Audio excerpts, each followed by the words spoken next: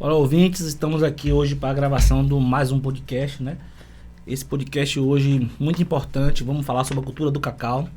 Estamos aqui hoje com nossos produtores, técnicos agrícolas, Edivaldo Maia e José Francisco Lino. Vamos dar a saudação de vocês aí. Boa tarde aos ouvintes, né? Em especial a nossos cooperados e aos nossos parceiros também. Também, da mesma forma, eu quero dar o meu boa tarde a todos que estão nos assistindo e que nos ouçam e possa tirar alguma coisa dessas mensagens que nós vamos colocar aqui neste momento. Pronto, vamos falar um pouco sobre o cacau, né? Acho que é uma cultura muito importante para a Bahia, né? Para o Brasil, não só para o Brasil, não para o mundo. É uma cultura que a gente vê crescendo plantios em outros países. Aqui no Brasil, cada dia mais pessoas plantando cacau, né? É uma cultura que veio para ficar, porque a gente consegue diversificação, sistemas, né? Mistura de cultura, de plantar cacau dentro da cabluca, você consegue plantar cacau dentro do sistema SAF. Então é uma cultura muito importante. Hoje a Coopar Fubaçu tem 3 mil cooperados, creio que 2.500 cooperados tem cacau dos 3 mil, porque todo mundo tem uma área de cacau. Então é uma cultura que é muito importante para a agricultura familiar, por ser uma cultura com uma liquidez muito grande, né? Hoje você produzindo 100 gramas de cacau, você pode botar num saquinho ali na rua vender e já vem com dinheiro no bolso. Então é uma liquidez muito grande. Eu acho que essa liquidez faz a cultura do cacau ser tão importante para a nossa região. E estamos num momento maravilhoso, né? Porque conseguimos ter preços bons, né? Hoje, graças a Deus, o preço está aumentando. Ainda não é o esperado, né? A gente queria mais, mas a gente já está vendo uma melhora de preço e de produtividade, né? A gente vê a Bahia, creio que está aumentando muito a nossa produtividade na Bahia, porque a gente estamos com clones, estamos com plantas que se adaptou bem à nossa região, está produzindo bem. E assim, queria que vocês começassem a falar um pouquinho aí sobre como é para a gente fazer um plantio de cacau. Eu sou pequeno produtor, quero fazer minha área de cacau, meu primeiro plantio. Como é que eu faria esse plantio? Veja bem, a coisa não é difícil, né? Nós vivemos aqui numa região de micro e pequenos agricultores que a vida é agricultura. E todos eles sabem trabalhar, né?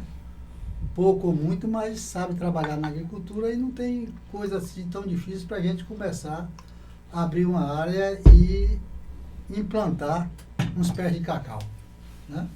Então nós temos aqui o nosso amigo Edivaldo, que é conhecedor também na área, pode dar também umas explicações aí para que os nossos ouvintes aí possam ter um conhecimento mais vasto desse início de trabalho, né? Então, como foi falado antes, né? A cultura do cacau, ela vem crescendo, desenvolvendo a cada dia mais. E hoje a gente vê que o produtor, quando ele não produz cacau em uma grande escala, mas ele tem uma plantinha de cacau no fundo da casa, né? E aí ele quer saber a origem daquela planta, de onde veio, como produzir, como cuidar, como buscar produtividade. E às vezes ele, com uma plantinha no fundo da casa, ele busca plantar mais, né? Porque ele passa a gostar da cultura do cacau. E a questão da cultura do cacau não é só gostar, é o mercado também. Então hoje o mercado para o cultivo do cacau é aberto, né? A gente vê outras culturas que às vezes tem um pouco de dificuldade até chegar ao mercado. E o cacau não, é totalmente diferente. O cacau, às vezes eu digo para as pessoas, que é uma das moedas mais forte que nós temos aqui para a agricultura é o cacau. Porque aonde você chegar, se você levar 100 gramas, você tem dinheiro. Se levar 1 quilo, se levar uma arroba, um caminhão, de uma comercialização incrível. Nunca vi um produto de uma comercialização espetacular como o cacau. E o pequeno agricultor que ele colhe de manhã para de tarde estar com a feira na mão, né? Então, não tem coisa melhor do que um cultivo desse, né? Falando aí sobre qual é o primeiro passo para a gente fazer uma área? O que é que a gente deveria fazer? Para a gente escolhermos a área, o que é que a gente tem que fazer? Veja bem, Gila, Eu trabalhei na CEPLAC já, vocês conhecem, sabe, há muito tempo. E antigamente a primeira coisa que, quando a gente chegava um agricultor, seja ele pequeno, grande, qual for, para instalar, fazer um plantio de cacau, a primeira coisa era a escolha da área. Para você procurar uma área que se adequasse à situação do plantio, né? Que às vezes o cara chega lá, planta, derruba, preparar um terreno, quando vai ver tem cascalho, tem isso, tem aquilo. O terreno, às vezes, tem muita gente porque acha que é uma baixada, pega, quer fazer naquela baixada e se dá mal. Então, você começa por aí, pelo preparo da área, né? E o pequeno agricultor aqui na nossa região sabe muito bem como é preparar uma área para cacau, né? Que vem primeiro limpeza da área, depois vem balizamento, que é o balizamento 3x3, aí vem o quê? Abertura de cova, plantio, nós temos aí um problema de calagem, que depende de quê? De uma coisa muito importante, que é o quê? É a amostra de solo. Nós vamos falar muito aqui na amostra de solo, né? Que é um fator muito importante para que o agricultor possa mudar a estrutura do solo, dar condições para que a planta possa absorver os nutrientes que estão ali no solo. Então, tudo isso vai depender de uma amostra de solo que começa ali no preparo já da área. Entendeu? É isso, Edvaldo? Estou correto? Então, antes a gente sempre falava, né? Há alguns anos atrás, qual o solo bom para cacau? A gente sempre falava, o solo argiloso, argilo-arenoso. Hoje a gente não vê dessa forma. A gente vê que não existe solo ruim para cacau. Existe solo mal cuidado, ou solo que não é calibrado. E quando a gente consegue fazer isso, o calibre do solo, a gente consegue sim chegar a uma produtividade elevada, né? Tanto em solo argilo-arenoso como em areno-argiloso. Certo, agora sim, eu não posso plantar na areia um cacau. De poder você pode. Agora as consequências você vai ter que arcar com muito mais recursos para fazer com que aquela planta se adapte e se desenvolva bem ali, tanto quanto ela iria se desenvolver num solo bom para ela, que é o solo argiloso, né? Então, o solo arenoso, o que é que vai acontecer? A questão de uma seca dessa, como nós estamos passando aqui agora. Essas plantas iam sofrer, porque a questão de retenção de umidade ali ia ser pouca para a planta se manter ali. Então, é por isso que a gente tem que fazer essa escolha antes, para não acontecer amanhã depois, ele ter um problema desse de falta de água, ele não tem como irrigar, né? E aí, o que é que ele vai fazer? Ele precisa ter o quê? Uma questão de sombreamento. Ele pode corrigir isso com sombreamento. Mas, para você adquirir um solo desse, para você conseguir levar ele para uma produtividade igual ao solo argiloso, ele já vai ter mais dificuldade. Pode conseguir? Pode. Ele vai depender mais de matéria orgânica, essas coisas todas, para ir corrigindo o solo, para ir incorporando para que a planta possa absorver esses nutrientes que a gente vai dispor para ela conseguir produzir. Perfeito. Então, um solo arenoso, hoje, a planta ela tem um poder de absorção mais rápida, né? Porque você colocou o adubo, a planta ela não come. A gente sempre fala que a planta come, ela não come, ela bebe.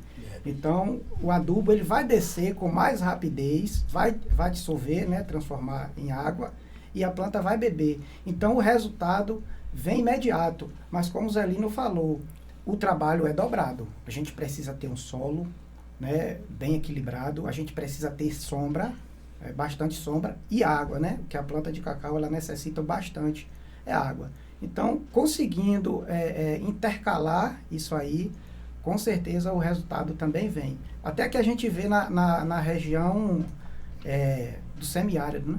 O pessoal plantando cacau e está produzindo bem. Mas lá então, tem água à vontade. Então, né? é isso que eu estou falando. Com bastante água, né? Quando tem água, tem matéria orgânica, tem outras lá, eles estão trabalhando a pleno sol, mas não sei se vai funcionar, pode ter problema eles mais trabalham tarde. com fertirrigação, né? Trabalha com fertirrigação. Então, o que é que a gente quer dizer? Que hoje, o solo, você calibrando ele, vai produzir também.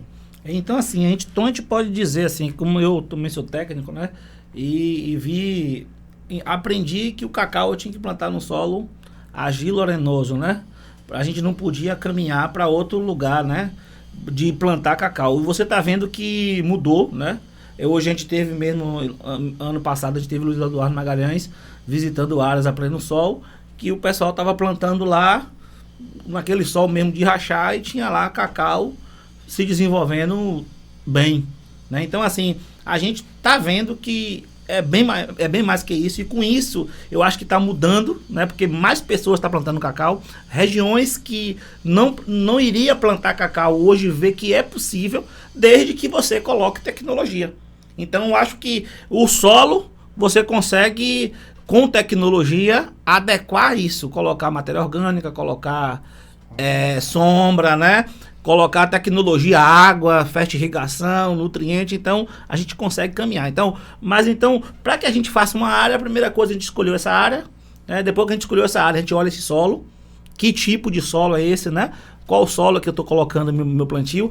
Se o solo for mais pobre, eu vou me preocupar mais, né? Então, se o solo for um pouco já melhorado, mesmo assim eu vou me preocupar. E o segundo, depois que a gente fez isso, a gente vai fazer o quê? A gente faz logo uma análise de solo, no dia de plantar a cultura, ou a gente continua... Essa amostra de solo, assim que você fez a limpeza da área, ali você já pode coletar. Já pode coletar e, dependendo do resultado da amostra de solo, se ele pegar um solo ácido, aí vai fazer a calagem. Se pegar gesso, vai aplicar o gesso. E já começa a questão da calibração do solo daí. Ele vem melhorando a estrutura do solo pouco a pouco. Para calibrar o solo, você não calibra ele de um dia para a noite. Leva um tempo, acompanhamento para você ir fazendo. Eu mesmo lá, por exemplo, eu lá na roça, eu comecei a fazer uma adubação lá, eu tenho 3 anos seguindo ali, ó. Para agora eu estou conseguindo um resultado que não é fez hoje e amanhã tem um resultado da mão. Isso é um trabalho contínuo que você vai fazer ao longo do tempo para você alcançar esse equilíbrio. Patamar, esse equilíbrio lá então, assim, o pessoal fala que quem roça de banana da terra, o cara acaba tirando nutriente muito do solo e acaba dificultando o plantio de outra cultura. Então, isso é superstição, né? Então, se a gente preparar esse solo, então você escolheu a área, verificou a área que estava ok. Logo na hora de plantar, fazemos a amostra de solo, para depois sim plantar. O cara que diz isso é aquele cara que ele roça uma área, chega lá, pega uma muda de planta, bota lá e esquece ela lá. E quer que a planta desenvolva e cresça. Esse é o pensamento desse tipo de argumento que você colocou aí. Entendeu? Que banana vai empobrecer o solo. Muito pelo contrário, ela enriquece. Porque é uma cultura que depende de adubações mais fortes. Entendeu? E fica ali muita matéria orgânica da própria bananeira. Fica ali alguns nutrientes como fósforo, essas coisas da bananeira. Também potássio, da própria estrutura da bananeira que fica no solo. Então ele enriquece o solo. Muito pelo contrário. Assim, a bananeira, ela é uma sombra provisória, né? Bananeira no 3º ano, ela não deve mais existir naquelas áreas que já estão fechadas. Por quê? Porque a bananeira, ela é boa, enriquece o solo, tem uma fonte de potássio muito boa, né? Busca também água. E assim, só que a bananeira você corta. Quando você corta, a raiz apodrece. E aí você vai ficando, né? Mantendo aquela touceira de banana, cortando, renovando, cortando, renovando. Quando a raiz da bananeira apodrece, por que apodreceu? Porque atrai o fungo. É o nematóide. E esse fungo, se eu tenho uma bananeira acima de 5 anos, 4 ou 5 anos, ela já começa a trazer problemas também para o sistema radicular do cacau. Então não é bom o produtor ter lá banana e cacau o tempo todo, mais do que 5 anos. Então ele tem que ter até o 3º ano. A partir do 3º ano, começar a diminuir isso aí. Pronto, então a gente fez escolha da área, fizemos o plantio, aí o que acontece? Pelo que eu estou vendo, recomendo se plantar bananeira, né? Como sombra provisória. E outra coisa, se você tem também, que tem a sombra provisória e definitiva. Isso. Que hoje estão se plantando cacau aí a pleno sol, mas está trazendo alguns problemas, né? Aí a gente falou lá no semiárido que estão plantando cacau lá a pleno sol, essas coisas, tem condições de irrigação, essas coisas, mas eles estão começando. E quem sabe o que é que no futuro pode acontecer na questão de praga, essas coisas, esse negócio. né? Mas então, no momento que você planta a bananeira, você também planta um sombreamento definitivo. Quando você tirou a bananeira, fica o sombreamento definitivo. Tá. Que aí a gente está vendo a região com... Quais os exemplos aqui, Edvaldo? Assim, o que é que acontece nessa questão? O produtor, ele vê o grande produzindo cacau a pleno sol, né? O grande pode investir. Aí o pequeno quer fazer também a pleno sol porque viu o grande fazendo. E quando você faz uma área de cacau a pleno sol, você pode aumentar, pode elevar seu custo até 20% com pragas. Vai diminuir um pouco doença, né? E aumenta o índice de praga. Então ele pode aumentar até 20%. E aí o produtor ele não faz conta que ele está fazendo esse investimento. E quando ele tenta fechar a porta, já não tem mais jeito. Então, por isso que a gente vê pequeno produtor largando sua propriedade, ir para a cidade, ir para o comércio, justamente porque vem trabalhando de forma incorreta. Certo. Então, nós como Copafubaçu, como técnicos, como produtor, vê que o plantio do cacau a pleno sol é uma cultura, é um pouco mais exigente e que tem que ter um produtor que já tem uma tecnologia, que tem uma área que poder irrigar, se for preciso, né? Que ele já tem uma aplicação de inseticida, fungicida bastante, um acompanhamento bem próximo, né, dessas pragas. Então, seria um produtor um pouco diferenciado, que ele já está com essa visão de plantar cacau a pleno sol. Nossos agricultores familiares, a maioria, o plantio mesmo é em sistemas SAFs, né? Ou em área... Planta banana terra, depois planta seringueiro, planta cacau, ou cupuaçu, ou cravo da Índia, outro planta açaí, né? Então, sempre no sistema, e acho que a gente recomenda a mesma coisa, que ele sempre continue esse planejamento de plantar sempre com mais uma cultura. Sim, o que é que acontece? A gente sempre fala para o produtor, eles querem fazer cacau irrigado aqui na região.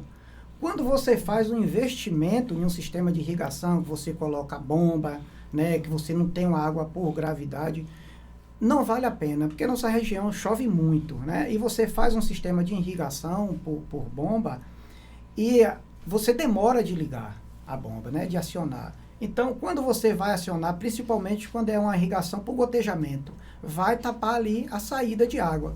E você liga a bomba lá, você não percebe que entupiu, vai forçar a bomba. Quando força a bomba, estoura cano, dá problema no reparo da bomba. Então o produtor ele vai ficar investindo o tempo todo nesse sistema de irrigação e que não vai ter retorno.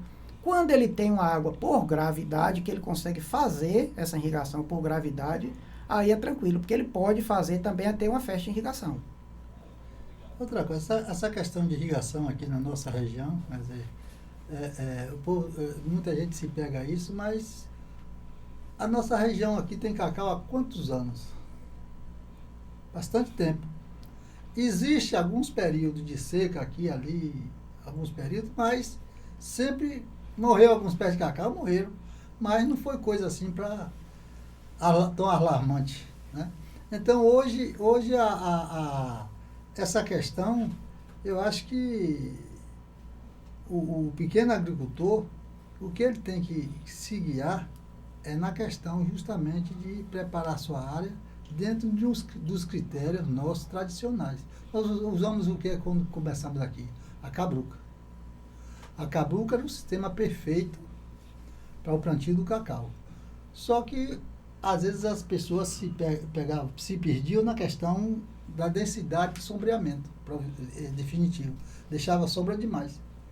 Mas quando você se faz e deixa dentro de um padrão normal, é o melhor sistema que tem de produção de cacau, principalmente para o pequeno agricultor, seria uma cabruca, né? Porque ele já deixa ali, já deixa as aves nativas dali do sistema, né? Que favorece bastante a questão da retenção da umidade no solo e ajuda bastante. Então, a chuva aqui não iria fazer tanta diferença assim. Para chegar, a gente está se preocupando com essa questão. Porque o nosso clima aqui é um só, em toda a região. Vai lá do sul até cá, o Vale do Jiquiriçá, o clima é um só. A questão da distribuição da chuva que varia muito de alguns lugares, chove de um canto, não chove de outro, mas isso não tem trazido maiores consequências. Então, eu acho que o pequeno agricultor ele tem que trabalhar com o cacau, plantando uma sombrinha ali, para dar esse ampara um pouco E além das sombras, né, você ter sombras que dá também um valor econômico, né? Porque aí se você planta, né, Edivaldo podia falar mais sobre isso, o que a gente podia fazer? Porque você começa uma área de banana da terra, plantou o cacau, já tirou o dinheiro da banana da terra, ficou o cacau. Se você inclui mais uma cultura, é mais um recurso que vai... E a banana da terra? A banana da terra, hoje, ela cobre o custo de implantação do cacau. Justamente. E assim, como o Zé falou, né, ela cobre esse custo. E o que a gente vê nessa situação é que o sistema agroflorestal, né, porque o nome é agroflorestal, porque ele é um sistema de floresta e agro porque te dá um retorno, te dá um resultado. E antes a gente via qual era a sombra de cacau. Ou era no sistema cabruca, né, que era árvore da região, né, nativa, e a gente via também a recomendação com elitrina. Mas a gente tem que esquecer um pouco o passado e buscar tecnologia, vivenciar tecnologia, porque a gente precisa ter uma cultura que te dê um retorno, né? Então hoje tem vários sistemas, né, de SAF que vai, não só o cacau vai te dar resultado, como a outra cultura também vai te dar, contando que essa cultura ela tenha acima de 5 metros de altura, é considerado como sistema agroflorestal. Ótimo, como cupuaçu, açaí, seringueira, cravo. E assim... Cravo, eu não gostaria de jogar cravo com cacau não, porque época de colheita de cravo, você depende de pulverização, depende de estar botando pano ali dentro, e depende da colheita, está caindo em cima do cacau, já não cai, não dá para você fazer o trabalho de forrar ali o solo com os plásticos, né, de uma maneira adequada. Eu não aconselharia que o agricultor plantasse cacau com cravo. Com açaí. Nós temos aí o perfeito, né? Mas a seringueira está nesse problema que está aí, que a gente... Né, guardando novos clones, né? Estamos no mato sem cachorro com a seringueira. Então, hoje é assim, a cultura, como você falou, né, de rambutã, vem o açaí, que hoje está sendo modelo. O que é que a gente não pode garantir para o produtor? É o mercado dessas culturas, né? A gente não pode garantir o mercado do açaí, mas hoje a gente tem uma realidade na região, né? A gente vê que uma grande empresa está vindo do Pará, né? Está implantada aqui na nossa região e que está comprando todo o açaí. Então, isso aí é um escape para a gente, produtor também, né? E a gente não pode garantir o que a gente vai garantir da seringueira hoje. Um problema que está, né? Como o Zelino falou, a questão do cravo. Hoje ninguém cata cravo mais manual. Hoje é tudo na aplicação de produto químico. E quando você aplica o produto químico no cravo da Índia, de uma forma ou de outra o cacau também absorve. E aí você acaba cacau amarelando, caindo folha. E, infelizmente, a gente não tem profissionais, né? Adaptado a fazer tais atividades, que chega lá e recomenda algo ao produtor que é para recuperar a folha do cacau e acaba perdendo áreas, porque ela perdeu folha. Quando você faz uma aplicação de um produto como, por exemplo, o nitrogênio, ele vai aumentar o metabolismo da planta, né? E essa planta sem folha, ela vai querer trabalhar sem folha, ela acaba morrendo. Então, hoje está sendo problema na nossa região, cacau associado com cravo, e a gente não recomenda ao produtor. Certo, mas a gente poderia plantar algumas opções que tem açaí, algumas pessoas estão plantando abacate, né? Outras pessoas estão plantando com cajá, né? Cupuaçu. Então são algumas opções de SAF, mas começando com banana da terra, que já começa, que a gente não, eu mesmo não recomendaria o cara plantar banana da prata, já que a banana da terra tem uma liquidez, né? Bem rápida, né? Que você vende, produz e vende rápido. Você pode aproveitar até dois cachos, né? Dois cachos. Para um sistema de plantio com cacau, para o suplemento do cacau, você aproveitava o primeiro e o segundo cacho. Porque daí para frente você já tem que ir eliminando a bananeira de dentro da área do cacau, porque nesse período aí o cacau já deve estar chegando a 1,5 a 2 anos por aí. Então já não é mais aconselhável você ter banana aí dentro, porque você pode ocorrer... cair um pé de banana, lascar o pé de cacau, se perder, a coisa aí vai por esse caminho aí, entendeu? Então pronto, então nós fizemos uma escolha de uma área legal, fizemos a amostra de solo, a gente fez calagem, Aí a gente viu o tipo de planta que nós vamos plantar, pensamos, né, que vai colocar num SAF, ou a gente vai para começar com o mano da terra, depois vem um cacau, depois vem ao mesmo tempo, né, o plantio da cultura perene que vai ficar ali, né, que é 5 metros. Depois que a gente fez tudo isso, o que é que a gente deve fazer agora? Para que a gente plantasse, a gente deveria escolher o clone. Que planta eu vou plantar lá? Que cacau eu vou plantar? Eu planto cacau comum? Posso plantar comum cacau? Hoje, diante do que a gente tem aí, o cara pensar em plantar cacau comum mais hoje tem que tomar uma surra, né? A gente tem variedades aí como esse 319, eu tenho uma área lá, 319, que me deu 350 arroba, agora 1.000 plantas. Então não tem por que o cara voltar a pensar em cacau comum, de maneira nenhuma. Então daí ele já tem que ter em mente o que é que eu quero plantar aqui, qual o clone que eu vou plantar. E aí, que se ele não for comprar muda, pronta, já clonada, se ele for fazer, ele já tem, que assim que ele preparar a área com a bananeira, plantar a bananeira, com 60 dias após ali, ele já tem que pensar em fazer o viveiro dele. Mas se ele for comprar muda já clonada, ele não vai fazer viveiro. Na época que tiver o sombreamento ideal, ele vai pegar a muda já clonada e trazer e plantar. Nunca plantar o cacau, assim, você acha melhor que plante a muda clonada ou plante o cacau comum e depois clonar essa planta, transformar esse pé comum em um clonado? Olha só, o bom é você levar clonado para o campo. Tá. Aí às vezes você vai chegar, o produtor vai te falar assim, ó, eu plantei seminal, enxertei e saiu melhor do que eu plantar clonado. O produtor tá certo. Mas o que é que acontece? Quando ele planta seminal para clonar no campo, ele não tem uniformidade. Ou seja, as plantas tudo no mesmo tamanho, produzindo igual. Ele plantou seminal, enxertou, ele tem 90% de índice de pega. Se ele perder, ele baixa para 40%. Aí ele vai esperar de 4 a 6 meses para reenxertar novamente. Ele vai reenxertar e se morrer, que ele só tem 40%, né, de chance de pega. Então ele vai plantar novamente, ele vai estar perdendo um ano. Isso aí. Então o bom é o produtor levar enxertada para o campo. E se ele plantar seminal, ele ter vamos dizer, um refúgiozinho, né, enxertado. Por quê? Uma sobra enxertado. Por quê? Aquele que ele enxertou no campo e morreu, ele não vai reenxertar mais, porque ele sabe que o índice de pega é baixo. Ele já vai plantar uma enxertada e aí ele vai crescer com uniformidade. E muitas vezes a gente vê, o produtor fala, meu vizinho aqui tem 1.000 plantas, está produzindo 100 arrobas. Eu tenho 1.000 e estou produzindo 50. Por quê? Porque esse produtor que tem 1.000, ele tem 1.000 plantas produzindo. Certo? Tem uniformidade. E esse que está produzindo 50 é porque ele tem 1.000, mas só tem 50%, 40% produzindo. Então ele não vai chegar a uma produtividade elevada. Vai chegar, mas vai demorar um pouco, né? E quando uma planta ela cresce, né, ela faz sombra para outra, não tem jeito que dá aquela retardada.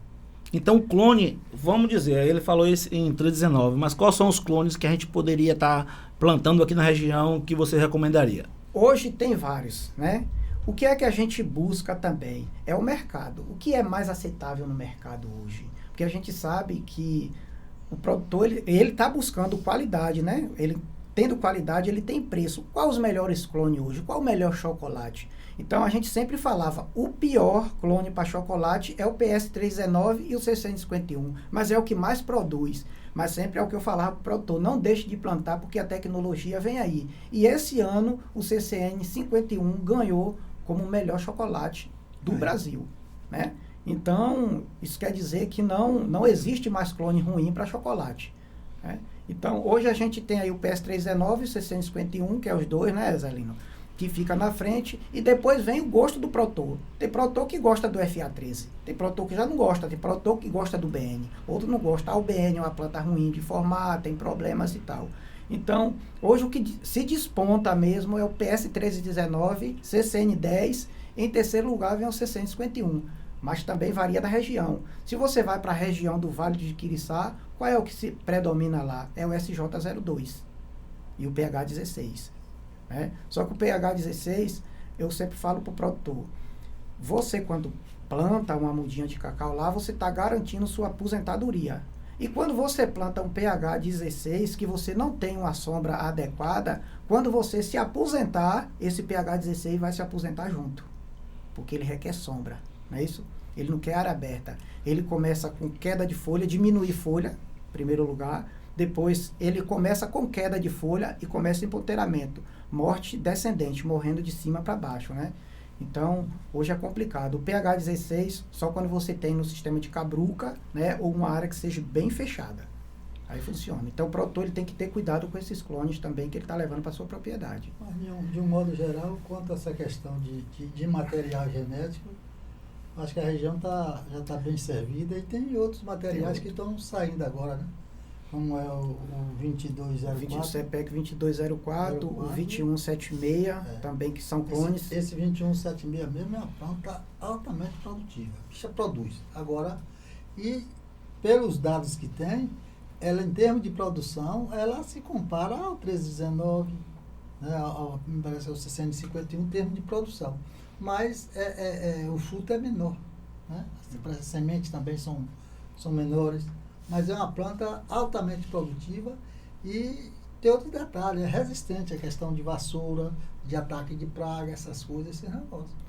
E assim, a gente sabe que tá vindo a doença aí, né, que é a monilíase, e entre esses clones que está sendo estudado, o 2204 e o 2176, eles estão se destacando, né, no meio desses outros clones, perante a doença da monilíase.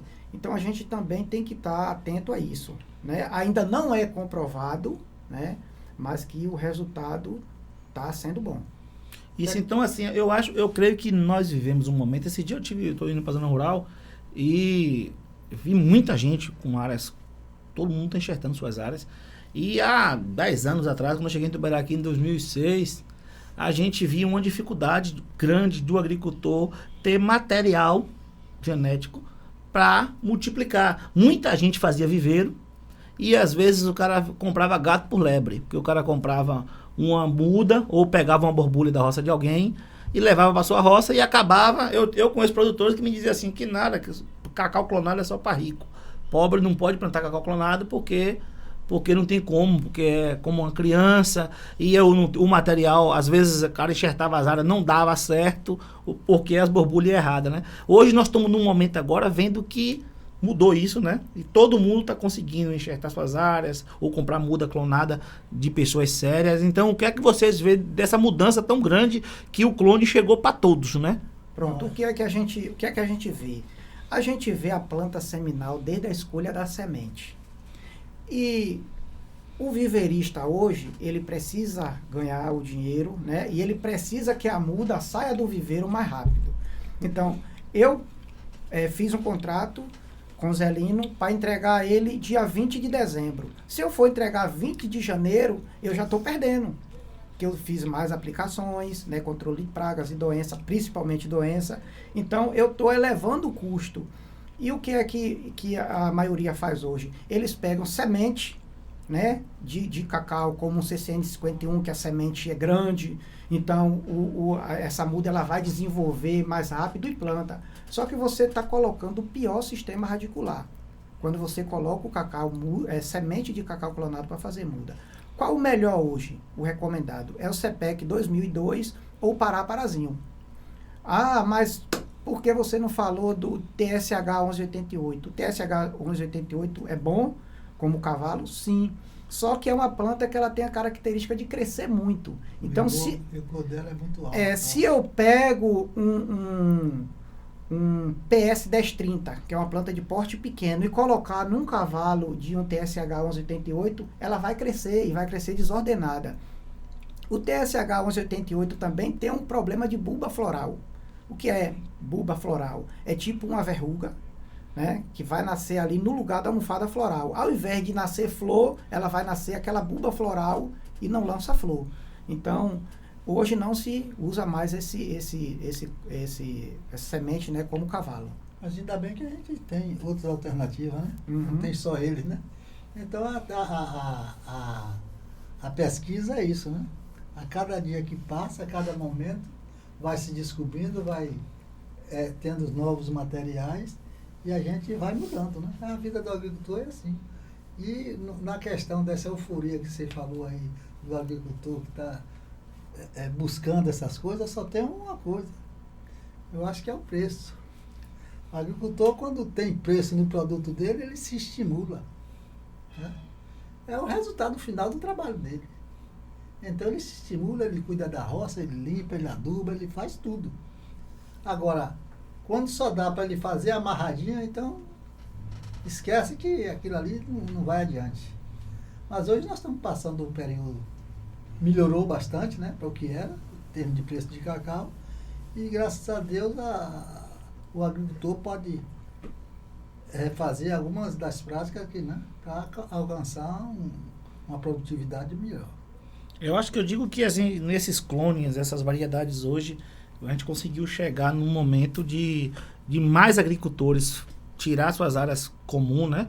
Estão enxertando suas áreas, tem material disponível, né? Quase todo, você mora em qualquer lugar que você está, sempre tem um vizinho que já tem uma área clonada e a gente está vendo que tá produzindo, né? Tá tendo uma produtividade melhor, né? Se você pensando desse jeito e essa uniformidade de produção, né? Porque eu acho que o grande diferencial de uma área comum para uma área clonada é essa uniformidade, né? Porque você tem 1000 plantas produzindo tudo igual, né? Então isso é uma diferença muito grande para você aumentar a sua produtividade.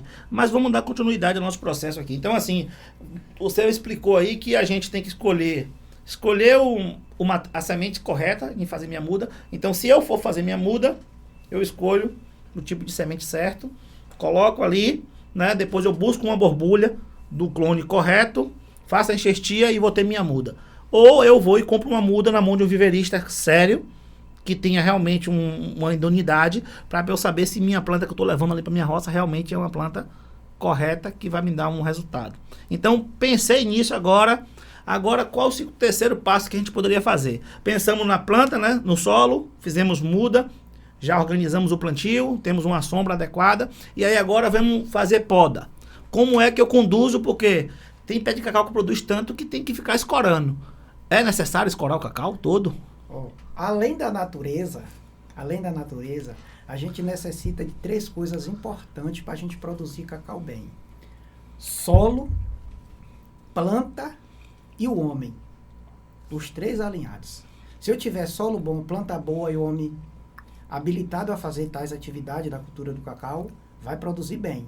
Se eu tiver um desse falhando, não vai produzir bem, certo? Então, a gente tem que estar buscando tecnologia, e poda é um assunto que é muito difícil de se falar, porque eu sempre falo, até hoje eu não vi um podador que preste. Por quê? Por mais que o cara equilibre sua planta na poda, sabe o que é a área de produção, a área de folha, né? Quanto eu tenho que ter de área de produção, quanto eu tenho de área de folha, passa outro podador e fala: e que aquela poda ali está mal feita. Né? Então é um assunto que é difícil ser discutido. Mas o que é que a gente busca? A gente busca a planta formar desde pequena. Quando é que eu começo a podar? Enxertei, tirei a câmara úmida, amadureceu o primeiro lançamento, eu já inicio a poda de formação. Que é para quê? Para quando essa planta ela estiver numa fase adulta, eu não estar cortando tanto. Porque quando eu corto demais, eu estresso a planta. A planta, primeiro ela lança raiz, para depois folha. Quando eu corto folha, ela diminui raiz. O que é que a planta faz? Cria raiz novamente, para depois lançar a folha.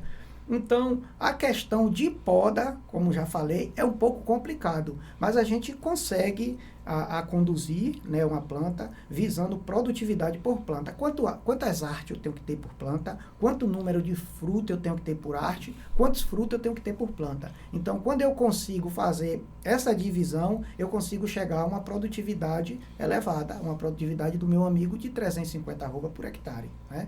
Ou seja, uma condução bem feita. É isso, você tem que ter, você quer alcançar essa produção, essa produtividade, você tem que ter área de produção. Não adianta você querer que uma planta que só tem um galho, tem 2 galhos lá em cima, querer que ela vá produzir por uma que tem 8, 10 galhos, ali bem formada e produzindo. Não tem. Então não adianta você fazer adubação, jogar 1 tonelada de adubo, que não vai resolver. Então você tem que dar a comida na proporção certa mas que ela também tem a área de produção para aquilo. Né? Então essa poda de formação aí é fundamental para você deixar a quantidade de galho que vai produzir ali. Desde cedo você começa a fazer, como o Divaldo falou, desde plantou ali a plantinha ali, começou a lançar, você já tem que estar olhando, observando e conduzindo ela para chegar lá nos seus 4 anos, ela já planta perfeita ali na quantidade que você quer. E hoje, escora em roça de cacau é falta de controle na condução. E assim, Entendeu? como o Zelino falou, né? Que quanto mais arte, melhor. A gente só tem que ter o cuidado para a gente não querer deixar arte demais e ao invés de produzir, a planta competir, né, Zelino? Quando você tem arte demais, a planta ela não produz. Ela está brigando por espaço, ou seja, buscando luz. E ela não consegue ter calibre nas artes de produção. Quando ela não tem calibre, a planta, ela desgalha. Ela desce. Principalmente o C151. O C151 se lascou uma galinha embaixo, ela desce lascando até embaixo. E você acaba perdendo uma planta e outra. Isso só acontece quando a planta chega em uma alta produtividade. E aí que vai doer no coração do produtor, né? Ver ele perder uma planta bem carregadinha por falta de uma poda bem feita, né? Então, a planta adulta hoje, a gente trabalha aí em média dos clones, a gente também faz a poda de acordo com o clone, um 1319, por exemplo, ele não pode ter mais de 3 metros de altura. Eu tenho que ter 2 metros de área de produção, contando aí em média 36 arte por planta, né? De 36 até 50 arte eu posso ter por planta. E aí eu vou multiplicar. Se eu tenho uma planta que tenha 36 arte, cada arte produzindo 2 frutos, eu já chego a 180 arroba por hectare. Aí o que é que eu tenho que fazer? Eu tenho que colocar aquela arte para produzir um fruto a mais. Então, quando eu coloco aquela arte para ir produzindo um fruto a mais, consequentemente eu vou aumentando minha produção. E eu tenho que ter 1 metro de área de folha. Eu não posso ter muita folha também. A pesquisa diz que 16 folhas para cada fruto. Né? Mas qual a folha? Folha trabalhando. Aí se eu deixo uma planta muito fechada, ela tem muita folha e essa folha ela não trabalha porque ela não está recebendo luz solar. Ela só trabalha quando recebe luz solar. E quando ela não recebe, ela está comendo o que é do fruto. Então, a folha desse tamanho, quando o produtor tira uma foto e manda pra gente, ó como meu cacau tá bonito, ó cada folha. Aí eu falo, ele tá com problema e não sabe. Né? Ele não tem luminosidade, não está entrando luz, então a folha ela está comendo. O que é do fruto, ela diz, venha para mim. Ela fica para ela. E aí eu não tenho produção. Aí mas está bonita, a minha área está bonita, que está com folha grande. Quanto está o quilo de folha de cacau? Né? Se eu vendo fruto. Então, assim, essa poda de formação é a base para você fazer essa planta produzir a quantidade que você precisa. E aí você vai fazendo a poda de formação, depois faz a de condução. Você vai conduzindo ela sempre... Você tem a poda, essa poda de formação e condução é a mesma... Tá, ao mesmo tempo você faz os dois. É a condução. Você está conduzindo a planta, está formando a planta. Tá. Chegou lá num ponto de, por exemplo, cacaueiro com 4 anos, 5 anos de idade, você vai fazer uma manutenção. Você já não vai estar fazendo mais poda, cortando nada, você está limpando. Tá. Tirando algum galho seco, algum galho que por isso, por aquilo, não pode ficar ali. É uma limpeza na planta. Manter o que está ali. Certo. Né? Então é isso que... Então eu tendo a quantidade de galho certo, fiz um preparo do solo, fiz tudo isso, agora eu tenho uma quantidade de galho, fiz minha condução certinha, agora eu venho com uma adubação. Como é que eu faço para eu manter essa quantidade de fruto? Porque essa quantidade de fruto aí deve comer um adubo brabo. Tudo que a gente joga, esse ano, acho que foi embora, e o próximo ano tem que adubar de novo. Como é que eu faço para manter isso? Aí é que vem aquele negócio que a gente conversou aí atrás. Solo. Tá. Amostra de solo, calibração do solo, né? Dá Então, a condição necessária para que a planta possa absorver os nutrientes que a gente botou ali. Então, se você fez isso, está beleza ali o solo para a planta, está no ponto ideal, né? Que a amostra de solo lhe diz a questão de macro e micronutrientes. Os macronutrientes é o quê? Nitrogênio, fósforo, potássio. E os micros, bora, zinco, ferro, manganês, entendeu? Esses outros elementos aí, que também a amostra de solo lhe dá, ele diz também o que você deve corrigir ali. Então, feito isso, aí você vai fazer a adubação de acordo, hoje como a gente já tem a adubação modular, né? De acordo com o que você quer. Se eu quero que ela produza, está na idade dela produzir 200 arroba, eu vou dar comida a ela para ela me produzir 200. Agora, você não pode fazer, a planta está com 2 anos, você querer que ela produza 200 arroba, que ela não tem suporte para suportar aquela carga. Então vai acontecer o quê? Planta lascar, você tem que jogar fruto embaixo, senão a planta morre, entendeu? Por excesso de fruto. Então você tem que ter também, ver a idade que a planta está, para você exigir dela que ela lhe produza essas 200 arroba. Aí você vai ver e vai jogar a quantidade certa de nitrogênio, de fósforo e potássio para ela te retribuir com essa produção que você está esperando. Então, esses micronutrientes, como é que eu faço para poder eu descobrir? Foi lá, né? A gente fez a primeira amostra de solo, plantou. Quando ela tiver maior, com 3 anos, precisa mostrar de novo para jogar adubo de novo, ou eu faço, ou eu vou adubando todo ano e vou seguindo. Pronto. O que é que acontece? O calibre de solo. O que é o calibre de solo? A gente tem pressão, né? A gente tem pressão. Então a gente vai no médico, o médico, antes de lhe atender, ele fala logo, mede a pressão dele aí, né? E mede a pressão. Então, se a pressão tá ok, o médico já vai chamar e já vai te fazer umas perguntas. A gente vai fazer pergunta à planta, ela não vai responder, mas ela mostra em sintomas, né? O que é que acontece? O pH para um solo, né, bom para cacau, tem que estar entre 5,5 e 6,5. E a saturação por base, 60 ou acima de 60. Como é que eu consigo fazer isso? Como é que eu consigo equilibrar?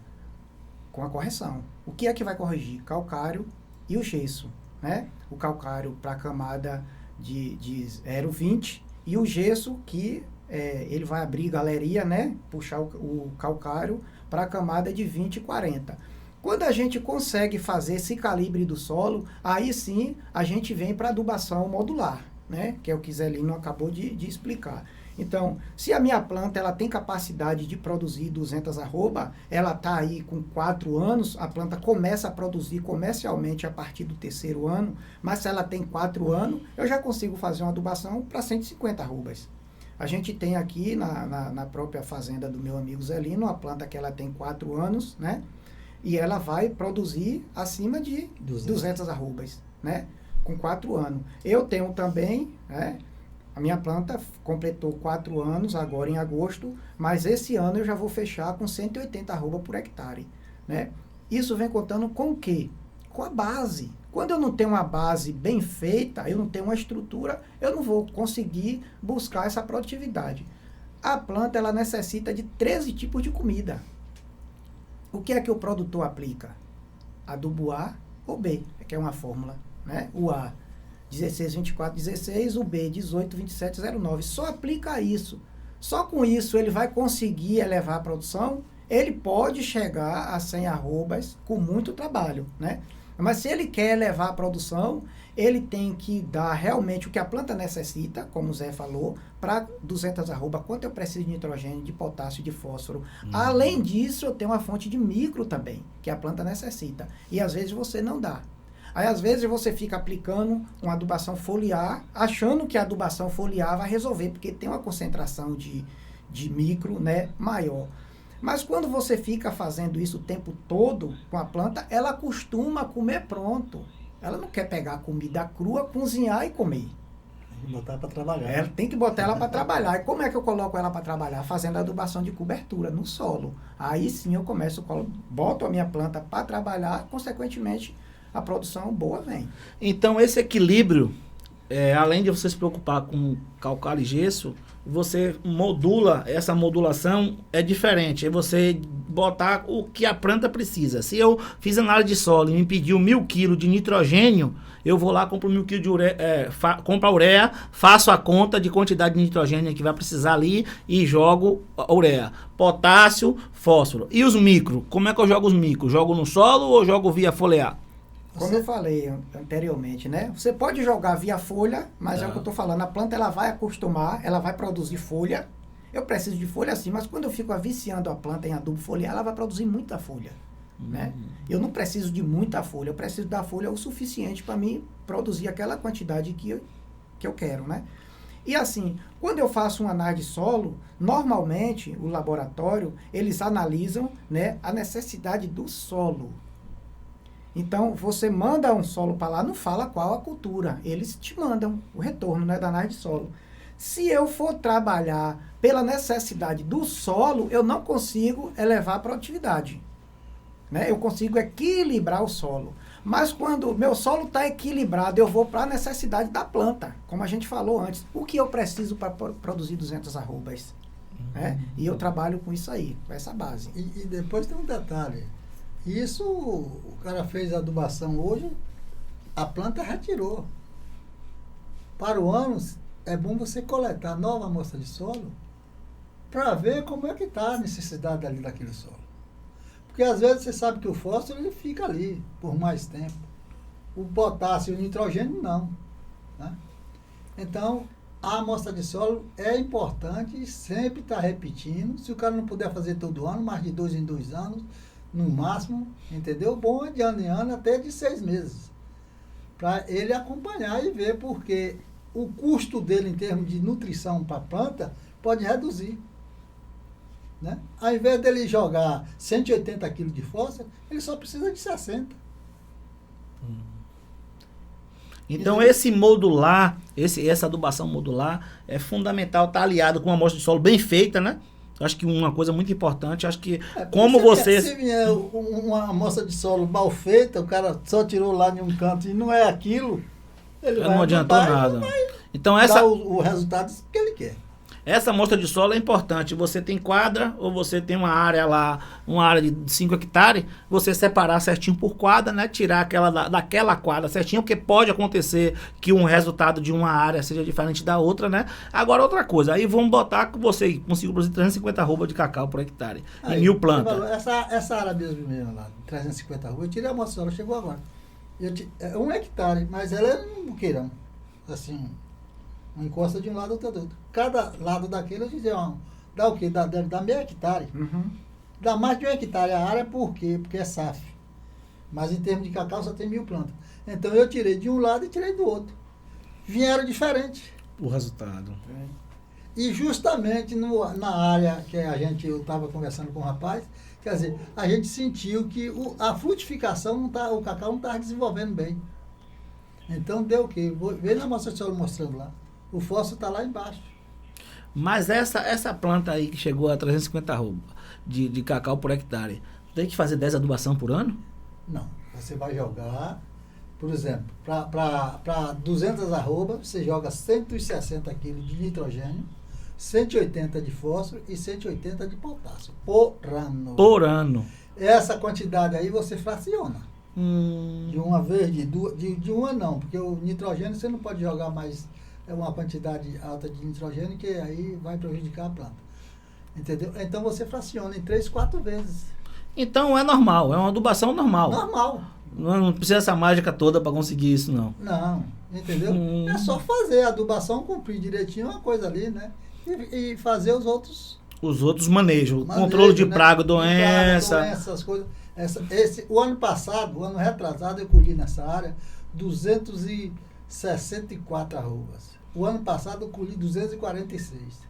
Esse ano nós aplicamos um produto lá para a vassoura, fizemos 2 aplicações para a vassoura e fizemos 3 aplicações para podridão parda. Então ela saiu de 246 e vai dar mais de 350 arrobas. Bom, eu acho que esse trabalho que foi feito de controle da vassoura e controle da podridão tem ajudado nisso aí. Tá. Aliado à adubação, poda e principalmente calibragem do solo. O solo estava preparado para produzir. Ela está com mais de 60% a saturação de base dela. Eu vi outro dia um material falando que o cara que não faz amostra de solo e joga o adubo, o adubo só absorve 20%. E olha lá. Olha lá. É mesmo, rapaz? Você jogar um saco de adubo, só 20% ficar e o resto... E assim, ó, Evaporar? frisando um pouco também aqui na questão de calcário, né? A calagem. O produtor, às vezes, ele não faz análise de solo e ele aplica o calcário. Quando ele aplica a menos que a análise de solo recomenda ou exige, né? Ele não está resolvendo nada. Ou seja, está jogando dinheiro fora. Não vai resolver. Quando ele joga a mais, se o solo dele estava ruim, fica pior. Né? Então, o que a gente vê hoje é o produtor jogando sem análise de solo. E outra que o produtor também usa muito, a gente está agora em novembro, verão, início de verão. O produtor está jogando, fazendo calagem, jogando calcário. Tem que ter Ou umidade seja, no solo. Está jogando dinheiro fora. Qual o momento ideal de se fazer calagem? Qual o momento ideal de se fazer adubação? Isso tudo tem a ver também. A gente vê a maioria dos produtores fala, não, eu vou adubar quando chegar no inverno, que é porque eu vou jogar e a planta vai absorver. No inverno, junho, julho, agosto, é o momento que a planta ela entra no período de dormência. Ela só vai consumir aquilo que ela absorveu. Né? Então ela está no período de dormência. Ela não come, ela não bebe. Está no momento ideal de estar fazendo a calibragem de solo. Porque eu tenho chuva, a chuva vai elevar esse corretivo, a base, né, mais profunda. Consequentemente, um exemplo, eu faço uma calagem em junho. Chega em setembro, a planta ela saiu do período de dormência, com o solo equilibrado, você aduba, a planta absorve 90% do adubo, né? A gente vai dormir, acorda de manhã, tá querendo um cafezinho, né? O negócio tem uns que tomam logo um cafezinho cedinho, outro espera para 9 horas, a planta é a mesma coisa, ela acordou, ela quer comer. E aí tá no momento ideal de se fazer adubação. Então, assim, a gente também, falando de adubação, a gente vê que existe uma tecnologia muito grande, né? Hoje de adubação, de marcas de adubos diferentes, né? De adubos com tecnologia, de liberação lenta e tudo isso. Então, assim, mas a gente vê que se a gente tivesse essas informações certinhas, os dados da planta tá preparado, a análise de solo tá feito, o solo tá corrigido, você adubar vai ter um resultado, com certeza. E até independe de marca de adubo. O que importa vai ser o manejo. Lá, às vezes tem aparecido uns visitantes lá na roça e vão para visitar e também são representantes de empresas, essas coisas, esse negócio. E querendo fazer um trabalho, né? Querendo fazer um trabalho não, porque eu pensei que quer vender adubo, quer vender ganhar o dinheiro dele, né? Que esse trabalho por comissão. Então querem que eu faça adubação. Eu digo, rapaz, vamos fazer o seguinte, olha. Eu estou aqui, estou fazendo adubação, estou acompanhando aqui. Eu estou com essa área aqui, com 350 roupas fazendo isso. Nós vamos fazer aqui, eu vou lhe dar uma área aqui, a gente faz uma área separada. Se seu produto realmente é isso que você está dizendo, der resultado aqui, a gente... Vamos fazer uma área com você. Agora, primeiro eu quero que você me mostre. Uns voltam, outros não voltam. Não vai, não faz. Entendeu? Então, eu acho que os adubos é a empresa. A empresa, sendo a empresa idônea, certa, entendeu? Ela vai lhe trazer NPK, nitrogênio, fósforo e potássio. Nas quantidades, quer dizer, hoje muita gente ainda compra a fórmula, né? Então, é por isso que eu estou lhe dizendo. Ela vai comprar o 16, 24, 16. Se a empresa for uma empresa séria, ela vai botar lá. 16 quilos de nitrogênio, 24 de fósforo e é por aí. Mas se for uma empresa que não preza isso. E depois tem a questão. A adubação de fórmula, em algum momento você está aplicando mais um elemento em um canto do que em outro. Aí tem esse material capsulado, né, que ele diz que é muito importante, essas coisas, mas de qualquer sorte eu tenho feito, e há muito tempo que eu já venho fazendo, e estou tendo esse resultado. Então, não tem provado para mim que isso é problema, né? Você aduba de forma modular, você separa o nitrogênio, o fósforo e o potássio.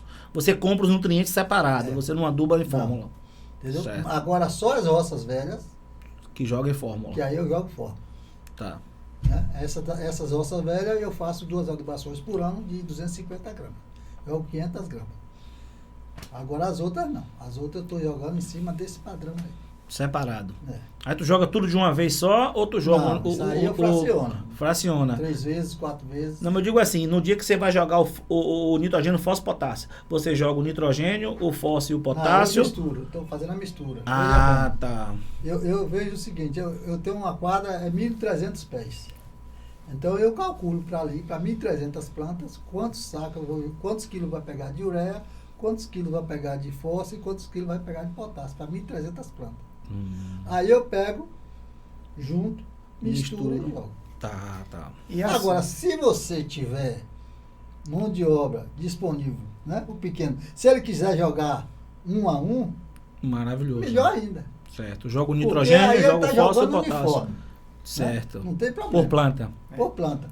É o que eles argumentam muito, essa questão do capsulado, né? Que vem Uma um cápsula grão, tem todos os em um grão tem todos nutrientes. os nutrientes, né? Então jogou ali, está tudo ali, naquele canto. Mas eu tenho conseguido lá meus resultados e não tem tido dificuldade. E assim, Zelino ele mistura e joga porque a área dele é uniforme e ele aduba na faixa, né? Ele não aduba em planta individual, ele aduba na faixa. Então ele consegue dosar todas as plantas iguais, todas as comeiras iguais. Quando o produtor ele não tem a área uniforme, que tem muita mortandade, uma planta aqui, outra ali, ele tem que jogar individual mesmo. Tá. Senão ele vai acabar perdendo, né? Tá jogando adubo fora. Continuando em adubação, a gente há cada pessoa fala de um jeito, no sentido de tirar toda a folha para adubar. Como é que você faz para essas 350 arroba aí? Você joga em cima da folha ou limpa? Nós não tiramos nada. Como está lá, a gente faz a adubação. Porém que é uma roça nova, né? Não, essa roça que eu peguei 350 tem 16 anos. Eu já tenho e tem um detalhe, quer dizer, eu comecei a trabalhar com roça em 1979, quando eu plantei o primeiro pé de cacau. Então, de lá até hoje, nunca faltou uma adubação na roça. Então, você tem que ter uma continuidade para você ir alcançando aos poucos, chegar em um determinado patamar. De produtividade. Né? Então, não é só chegar hoje e jogar. A planta responde assim de um ano para outro, mas não é tão para chegar a uma produção alta. Tem que adubar certinho. Certinho. E assim, quando o Zelino ele aplica em cima da folha, justamente ele está falando, ele não atrasa a adubação. Ele joga de uma forma ou de outra, a planta absorve. Quando o produtor ele faz 1 ou 2 por ano e só vai fazer daqui a 2 anos depois e ele joga por cima da folha, a planta ela vai absorver pouco. O que é que ele tem que fazer, né? O pequeno, que ele aduba pouco. Ele tem que abrir a boca da planta. O que é abrir a boca? Tirar a folha e jogar a comida direto na boca, que é na raiz, né? Aquelas radicelas que ficam ali que absorvem adubo. Então, quando eu adubo 1 vez por ano ou 2, vou adubar daqui a 2 anos, eu tenho que...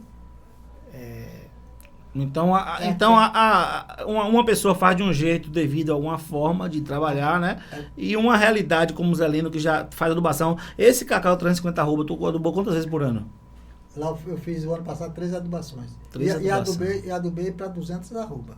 Não joguei para 300 arroba, não.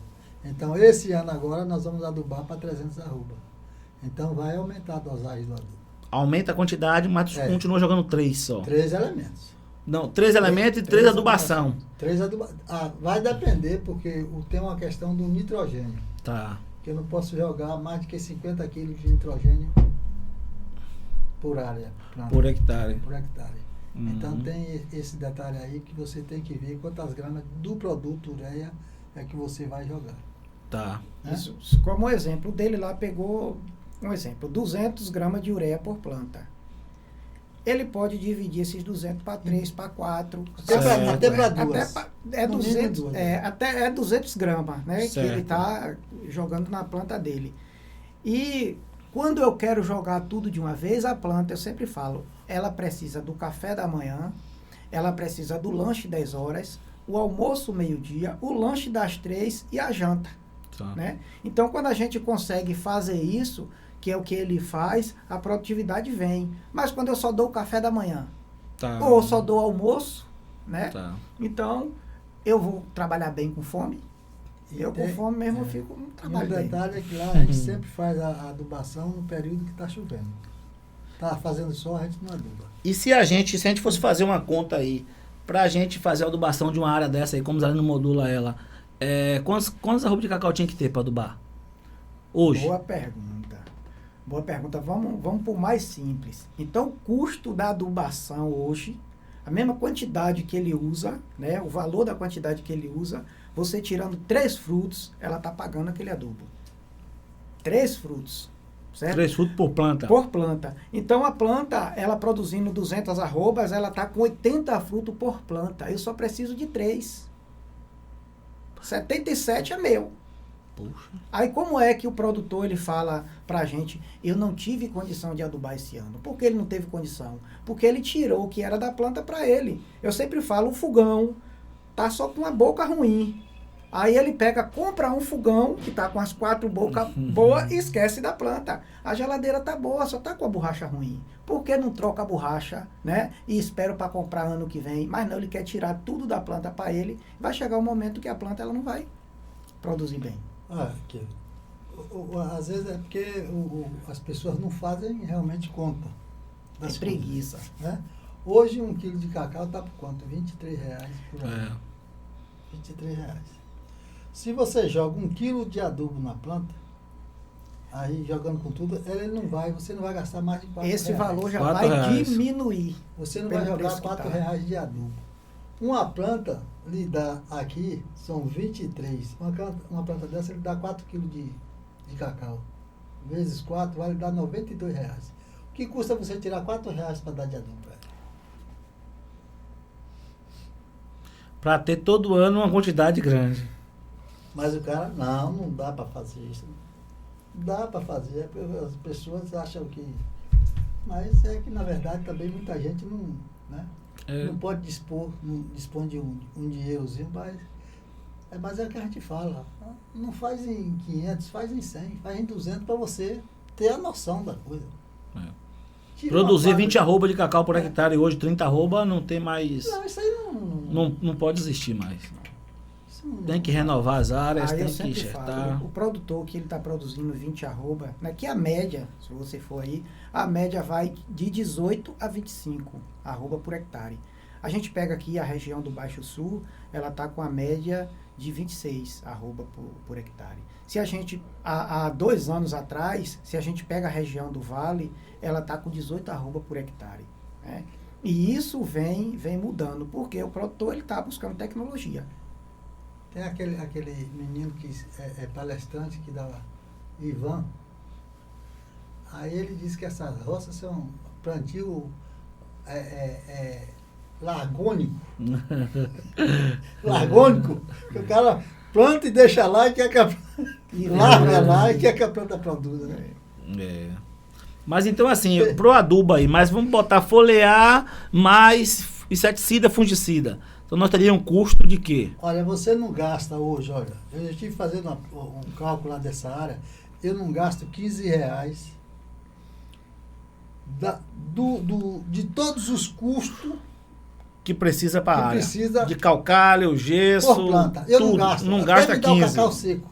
Eu não gasto. Eu não gasto R$15. Hoje a pesquisa diz que 30% é do cacau. Eu não 70% gasto. Nessas é áreas, meu. Ele já não gasta. eu não gasto. Né? Porque ele vem conduzindo, né, de forma correta. Mas quando eu não venho fazendo essa condução, eu tenho que entender que 30% é dele. 70% é meu. 70% como é que não tem condição de cuidar? Claro. Olha lá, aquela área mesmo de 4 anos lá, que está com 200 arroba agora, a gente passou lá que estava nascendo o mato, nós gastamos 400 ml de Roundup e uma meia-dia do trabalhador. Acabou. Está lá, sem problema, sem mato, sem nada. Só estamos terminando de fazer a última colheita agora para a gente entrar na limpeza dela. E acabou. Então o custo maior que eu tenho lá é a adubação e e pode. Controle de pragas e doenças até menos. A gente faz. Nessas áreas Tá. abertas, a gente tem que fazer preventivo. A gente Tá. não pode esperar a praga atacar para você ir tomar uma iniciativa de você sempre fazendo um monitoramento. Viu algum sinal de ataque, você Vai pulverizando. vai dar uma pulverizada. Entendeu? Isso leva o quê? 60 dias, 90 Então tem que dias. estar olhando, Tem que estar acompanhando. Tá. Você- Viu mudar a folha, acontecer algum inseto, alguma Porque coisa. O monalônio, o trips, essas coisas que atacam, que é mais, entendeu? Intenso nessas áreas abertas, você vê logo o ataque dele, eles demonstram logo. Tem a cochonilha rosada também, que ataca muito, entendeu? E aí a gente tem que fazer o controle. Isso depende de você estar fazendo um monitoramento da área para estar observando, para não deixar a coisa se alastrar, porque aí o custo é maior. A praga ela não é igual à chuva, que ela chega de vez na propriedade molhando tudo. A praga ela começa em uma planta. Tá. E de um ela vai pulverizando. Então o que é que eu tenho que fazer? Eu sempre falo para o produtor, 1 hora por semana, pelo menos, passeia na sua propriedade, não leve caderno, não leve um facão do lado, não leve nada, porque se você levar, você vai trabalhar passeando, ou seja, com olho clínico mesmo, aquele olhar clínico. Se observou ali uma praga, pronto, quadra tal, tem uma praga lá. E ele vai no dia seguinte e aplica. Ele vai diminuir esse custo, né? Porque ele só aplicou naquela planta, e sempre a gente fala na reboleira ali, né, Zé? É. Não precisa estar aplicando na área toda, mas o que é que o produtor faz? O monalônio começou aqui, ele deixa, aí vai. Quando toma a roça todinha, é que ele vai fazer a aplicação. E ainda aplica de forma incorreta. Então ele vai ficar o tempo todo comprando produto e o tempo todo, como eles falam, tendo queimadeira, né? Que é o monalônio. Então como é que a gente faz esse controle aí? De forma correta. Pronto. O que é que eu vou fazer? O monalônio, qual o ciclo de vida do monalônio? São 14 dias. Né? Então, para mim quebrar isso aí, eu apliquei hoje. Eu tenho que voltar a aplicar daqui a 14 dias. Aí o que é que eu faço? Eu aplico hoje, daqui a 30 dias eu vou fazer a segunda aplicação. Não adianta mais. Que você jogou, perdeu. Jogou, perdeu. Então, porque o produto hoje, ele não mata a lava, né? O NIF, ele fica ali, né, Zé? Ele deposita os ovos dele lá na Na folha. No fruto, né? na folha de banana. Às vezes você tem área de banana, que a banana também traz esse problema quando você não cuida, né? Você tem a área de banana lá, mas está toda fechada de folha. Então eles depositam ali. Você aplica o produto só, a maioria do produto hoje é sistêmico ou contato, né? Só que a NIFA, ele não vai absorver. Essa primeira aplicação, ele só pega o que inseto que está voando. Voando. Então, O ovo que está lá parado, lá, não. O ovinho que está lá, ele tem uma cobertura, né, que inibe a entrada do produto. Então não mata. Esse ovinho lá do monalônio, ele só vai abrir daqui a 14 dias. E aí o monalônio já sai. Eu sempre falo, monalônio é igual o filho de cobra. Já sai mordendo. Então, com 14 dias que ele está saindo ali, está no momento ideal de fazer a segunda aplicação, que eu pego ele ali, então ele não tem como depositar, procriar, né? Então eu consigo estar eliminando. Perfeito. Então, assim, eu acho que essa informação de que você tem que estar procurando fazer no momento certo, né? O produto certo, outra coisa importante, né? Sim. Não sair... Saber, eu acho que o produto certo é saber quem está usando, está dando certo. Eu acho que isso é o maior...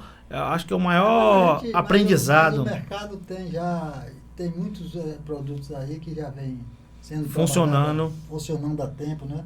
Tem o Connect, tem o Decis, tem outros produtos também que são trabalhados, que não está dentro da linha, mas são bons também, entendeu? Eu tenho um produto mesmo que eu apliquei lá para cochonilha rosada, um Geoplena. É muito bom esse produto. Bom. E assim, além dessa praga que a gente está falando, o produtor também ele tem que ter cuidado com a praga também que fica por trás disso, né? Zelino falou até no início. A gente tem que ter muito cuidado com essa praga, porque hoje eu vejo o produtor matando sua propriedade aplicando herbicida. Vai no comércio, vendedor, vende a ele, não sabe o que é, quer vender, né? E o produtor chega lá, eu quero um fungicida, por exemplo. Ele não sabe o que é, ele vai pegar um herbicida. E esse ano já aconteceu 3 casos comigo, né? O cara matar a roça. Tem um produtor que matou 2.000 plantas de 2 anos. Oh, meu Deus. Entendeu? Aplicou herbicida. E aí, como é que eu vou falar para esse produtor que foi o produto errado que ele comprou? Ele já vai armado de casa até os dentes para lá no comércio, né? Eu não vou dizer, eu pego seu produto, vá lá, converse com ele e diga que aconteceu isso para ver se ele pelo menos vai ter coragem de dizer que recomendou um produto errado, né?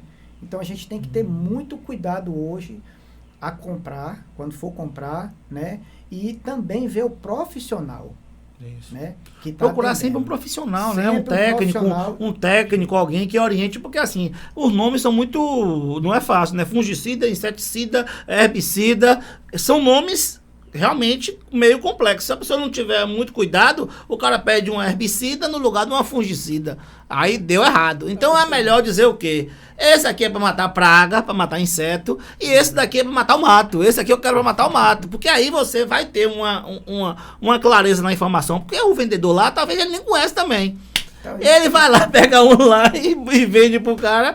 Aí, outra coisa, é importante você ter 2 bombas para aplicar. Ou eu posso usar a mesma da herbicida, usar a inseticida, o outro produto. De forma alguma. O que é de herbicida é de herbicida, o que é de fungicida é fungicida. Aí às vezes o produtor fala, não, eu lavei com areia, joguei água quente e resolveu. Não resolveu.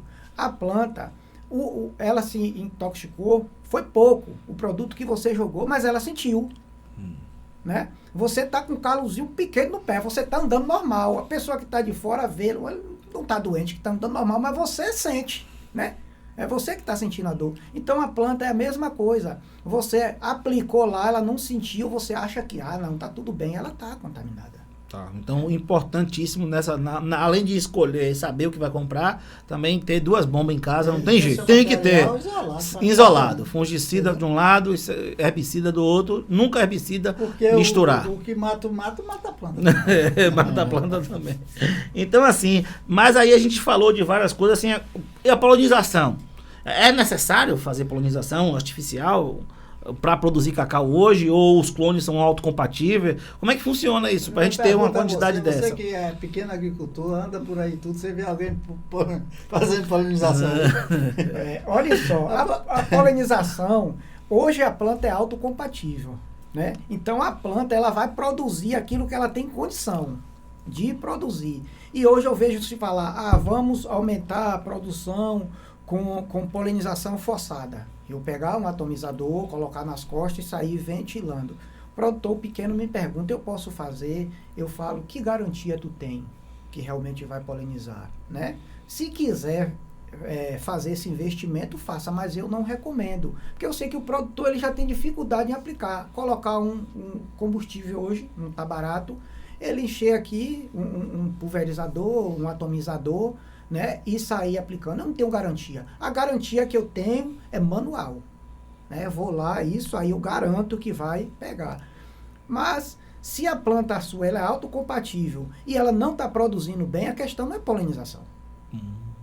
Né, Zé? A questão é outra, é solo, é adubação, é praga, é doença. Então, se você tem isso equilibrado, para que polinização? A área dele está com 350 arroba por hectare. Fez polinização? Não fez.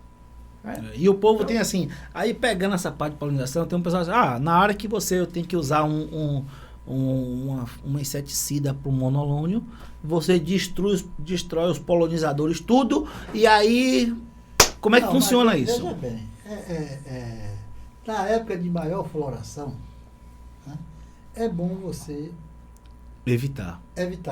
A questão de você estar polinizando, jogando um inseticida, uma coisa dessa, que os nossos melhores trabalhadores, né, podem não gostar, que é a mosquinha que faz a polinização.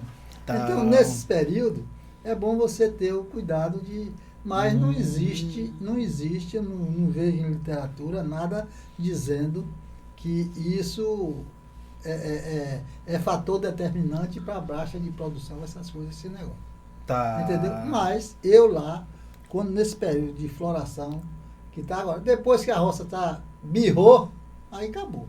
Aí já não... já Mas não aí tem é mais, outro truque aí. né? Então você tem um momento que você evita pulverizar, jogar herbicida, Não, evita. herbicida... No chão não tem nada. Não, no chão... não Mas tem. a pulverização em cima. Inseticida, essas coisas, esse negócio. O fungicida não. Mas Tá. o inseticida... né? Tá, que vai matar os insetos. Aí... Você evita. Eu evito. Eu Ok, procuro evitar para não ter problema, né? Eu não sei se tem ou não tem. Né? Tá. Então eu procuro evitar. Tá. É prevenir. Então você tem porque assim, diz que um pé de cacau ele produz muita flor, né? Muita flor. Dessa quantidade de flor imensa, você tem uma quantidade de fruto. Tem pessoas que têm 20 frutos por planta, né? E tem pessoas que têm uns 80, né? Uma coisa, voltando à questão da polinização, a polinização, no caso aí, se você tem alguém que tem habilidade, né? Pequeno agricultor, ele está produzindo lá sua 100 arroba e ele quer aumentar, bom, tá aqui, contou lá um fruto na planta, bom, aqui deu 100 arroba, eu quero esse 100. Se ele está satisfeito com aquilo, tudo bem. Não, eu quero ir para 130. Ele vai ver quantos frutos precisa mais e ele vai fazer, se ele tem habilidade, ele faça a polinização dele manual. Certo. Entendeu? Essa ventilação, essa coisa, esse negócio forçado também, como o Edivaldo falou, né? É um custo-benefício que eu acho que para grandes áreas, um negócio de área pequena não vai, talvez o custo que ele vai ter, comprar, gastar com combustível, essas coisas, esses negócios, e ter motor para fazer isso, talvez não compense. Talvez em áreas grandes, né? O cara tem 20 mil pés de cacau, então já o aumento aí pode ser significativo. E a gente sabe também que tem plantas preguiçosas, né? Que desde a escolha da semente que você colocou, a arte que você colocou, então essa planta ela cresceu muito, tem bastante flor, mas não tem fruto. Por mais que ela seja autocompatível, ela não vai produzir. Então, uma planta dessa, polinização. Tá. Vou jogar polinização tranquila. E assim eu aumento. Uma pessoa ela tem capacidade de fazer por dia 950 flores, né? Polinizar manualmente. 950 flores. E tem polinizador aí que tem 90% de pega. Imagine você faz 900 no dia. Então, vamos dizer, por pouco você está produzindo uma arroba de cacau por dia. Tá.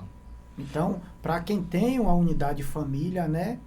Grande, tem a mão de obra o suficiente e sua planta... Uma planta preparada, né? Uma planta preparada. Uma planta preparada com tudo que a gente falou. De solo, de praga, de controle, de tudo, adubação certinha. Se ela não tiver todo esse suporte, ela não vai suportar. Não vai suportar. Tá. E assim, quantas polinizações eu tenho que fazer por planta? 30. Não posso fazer mais que 30. Porque quanto mais você vê flor, quer polinizar, e aí você vai estressar a planta. Tá. Faça 30 que é tranquilo. Tá, então, às vezes eu já vi tem que abortar fruto, né? E é um produtor chegar lá, ver o pezinho cheio de cacau, tem que tirar uns frutos daquele e dali, é coragem, né? Mas é necessário, né? É necessário. Por quê? É necessário. Quando você coloca uma arte, né, de alta produtividade, uma arte madura, que a maioria hoje, não, vamos fazer de arte verde, que é a arte de crescimento. Eu não vou fazer arte de crescimento, eu vou fazer arte de produção. Então, quando eu coloco uma arte de produção, essa planta começa a produzir cedo. Só que ela não tem idade ainda para suportar aquela quantidade de fruto. O que é que acontece? A planta ela vai sofrer um estresse, né? Ela pode morrer, o ano que vem ela não produzir nada. Então, se eu sei que a planta é boa, né? Eu tenho que esperar ela chegar a completar a idade, né, de produção. Não deixar ela começar a produzir desde cedo. Tá. Então, eu sei que eu tenho uma planta boa e tenho que tirar. Aí eu vou escolher tentar o fruto agora ou a planta para o futuro. Né? Vou tentar o fruto agora, não vou conseguir. E eu posso perder a planta para o futuro. Top, perfeito. Então, assim, vamos dar continuidade aqui. Fazendo tudo isso que a gente fez, chegou o momento bom de colher. Vamos colher esse cacau, como é que deve ser. Hoje a gente está no momento de certificações, né? De uma necessidade de você produzir cada dia mais um cacau de qualidade. Como é que eu faço essa colheita? Eu posso pegar, eu vou lá e colho o cacau maduro, meio termo, vou pegando tudo e jogo no coxo para fermentar, ou como é que funciona isso? Olha, veja bem, se o agricultor ele quer fazer um produto de uma qualidade melhor, né? em termos de fermentação, essas coisas, esse negócio todo, ele vai fazer uma colheita também só daqueles frutos que estão na maturação desejada. Mas hoje o que a gente vê na região não é isso. Eles, do cacau verde, começou a amarelar, ele já passa o facão e já joga tudo no chão, podão. Entendeu? Mas o certo é você ter uma maturação uniforme e fazer uma colheita daqueles frutos que já estão, porque isso também vai facilitar a questão da fermentação, vai ser um padronizado, né? E você colher um fruto verdoengo e outro maduro, para chegar a uma fermentação num momento ideal, tudo igual, nunca vai acontecer. Entendeu? É por isso que o cacau fino tem essa toda a metodologia de você colher o cacau, deixar lá, descansar, arrumar, depois partir, tudo naquele ponto certo de maturação, levar para fermentar, ter aquele período certo de fermentação, aquela coisa toda. Hoje, como está aí, que o pessoal compra até tudo quanto é trem que aparecer, é cacau, o cara compra. Não tem esse negócio. Então o cara não vai ter. Para que ele ter também? Tem momentos que a gente até... Né? Entende, né? Entende a coisa, a situação, porque o cara vai fazer tudo aquilo. Chega um cara lá, eu chego lá, o meu cacau que eu faço lá, sempre sai até menos de 8% de umidade. O cara chega, colhe um cacau de manhã, secou ali, botou lá e vende pelo mesmo preço. É triste. Desestimula. Verdade. Assim, quando o produtor hoje ele colhe um cacau verdoengo, a gente tem essa conta aí recente, a cada 40 quilos de cacau seco, ele está perdendo 4 quilos. A cada 40. Quando ele colhe, que não completou o ciclo de maturação. Quando ele colhe verde, que a gente vê muito isso, o produtor está precisando.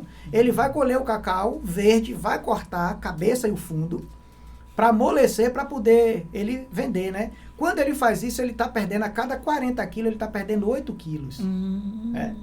E isso a gente está falando na colheita. E a fermentação? Que ele vai perder qualidade, vai perder peso. Então... o cacau tem que ser colhido a cada 15 dias. Certo, na maturação certa. Aí a gente fala dessas aras clonadas aí, dá para colher de podão também, nessas aras clonadas? Olha, o certo é você ter uma tesourazinha e colher com a tesoura. Se você quer ter um padrão de qualidade nas suas plantas, essas coisas, esse negócio.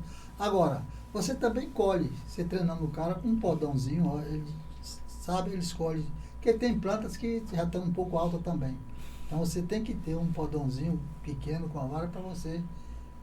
isso aí não tem apresentado problemas em termos prejuízo, de não. Prejuízo, não.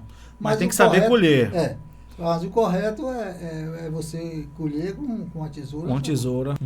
E assim, o que é que a gente vê hoje? O produtor, ele fala, eu produzia tão bem, hoje a produção caiu, eu não estou entendendo o que é. Justamente isso que ele vem fazendo errado, né? E ele não percebe. Então, quando ele colhe de forma incorreta, ele está tirando a almofada floral. Às vezes ele corta, deixa aquele pedacinho do cacau, né, que ficou na planta. Ele não tira. Aquilo ali vai atrair praga, vai atrair doença e, consequentemente, seca a almofada floral. Porque aquilo ali vai entrar fungo, né, Zé? E ele vai direto na almofada floral. Então você perde. Sua planta produzia muito, hoje está produzindo pouco. Justamente consequência de trabalho mal feito que você vem fazendo no período do da tempo colheita. aí, da colheita. Do tempo, né? Que ótimo. Então, assim, fazer um beneficiamento bom desde começando pela colheita é importante, né? Mesmo que a gente está vendo que o mercado é tão difícil, né? Tão cruel, mas eu acho que quem faz bom, um dia o resultado chega, né? Porque você faz o tempo todo bom, vai chegar um momento onde o cara que faz errado vai deixar de vender. Não é possível que isso não vai acontecer um dia, né? Porque as pessoas que estão fazendo bom, buscando bom, você está vendo hoje o que está acontecendo com alguns produtos, né? Hoje só se vende cacau sem fumaça, hoje só se vende guaraná sem fumaça. Então, o mercado está mudando. As pessoas estão começando a entender que o produto tem que ter uma qualidade, né? As certificações hoje, que tem que ver essa parte ambiental, você tem que ver a parte se você tem funcionário, tá? Então, é um conjunto de coisas que está começando a acontecer nas culturas. E o cacau é uma cultura muito importante, né? Que tem uma quantidade de pessoas envolvidas na cadeia produtiva do cacau muito grande aqui na Bahia. Então, assim, eu creio que fazer certo é o melhor. cuidar da planta, cuidar da colheita e buscar esse certo, buscar um preço, até agregar valor. Tem hoje muita gente fazendo chocolate na região, né? Agora, Então as pessoas começaram temos um peso grande aí que o agricultor sofre, é a questão da mão de obra. Né? É complicado trabalhar com gente, viu? Você está ali, você orienta, você mostra, você faz, se diz, é assim que eu quero, é assim. Você deu as costas, o cara está fazendo do jeito que ele quer, do jeito que ele acha que é certo. Entendeu? O meu cacau lá mesmo. Se fosse pelo o que eu ouço lá falar, eu escolhia num dia, no outro eu estava vendendo. Era. Rapaz, você está perdendo dinheiro, rapaz. Bom, deixa aqui, eu quero continuar assim, quero fazer assim, deixa aqui eu fazer. Então lá a gente faz esse trabalho todo, essa coisa toda, e vamos tocando o barco, né? De secagem, de beneficiar. Então eu colhi esse cacau maduro no formato certo, levo para uma fermentação. De quantos dias aí eu tenho que fermentar esse cacau? Pronto. A fermentação depende muito. Se eu quero fazer um cacau, o bom de você fermentar é que você ganha qualidade e peso. Tá. Né? Quanto mais fermenta, aumenta o peso? Isso. Quanto mais, não. O que é que eu vou fazer? Tem um período. O cacau, para eu ter um cacau bem fermentado, é de 5 a 7 dias. Isso depende muito da temperatura, né? Depende muito da temperatura. Eu tenho que fazer o primeiro vira com 48 horas.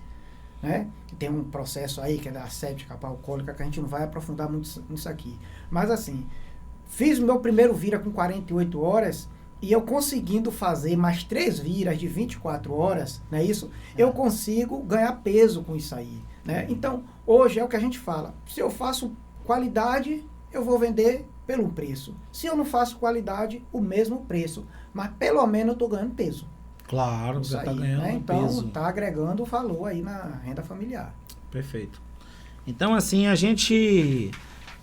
Como é que a gente vê também, falar um pouquinho de tipo de comercialização?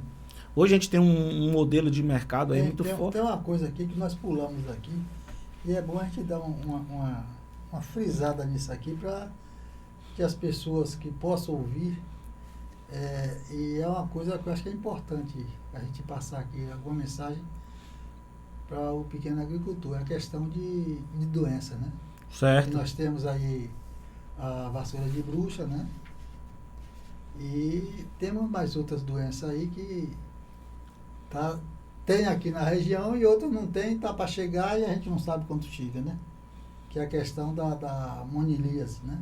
Mas nós temos a vassoura de bruxa, que já está aqui, e temos a podridão parda, né? E temos também essa monilíase, né? Que essa daí é a pior de todas elas, porque ela só ataca o fruto. Ela não quer saber das outras partes, não. Só quer o filé. Só quer o filé. Entendeu? Então, a vassoura de bruxa, hoje ainda a gente não tem um controle. Controle tem, não tem um combate dela para... Né? Você tem, a única maneira que a gente tem hoje para fazer frente a essa vassoura de bruxas é o material genético que a gente tem aí, que são uns mais resistentes do que outros. Mas não tem nenhum material imune, né? Tá. Então a gente tem que ter um cuidado com essa doença, né? Fazendo a remoção de vassoura, tirando, né? Não temos nenhum material assim em termos de pesquisa que hoje a gente possa ter garantia de aplicação para cura da doença, né? A gente, por exemplo, a podridão parda a gente tem, né? Um produto à base de cobre, que a gente aplicando nas épocas certas de frutificação da planta, a gente controla, sem problema.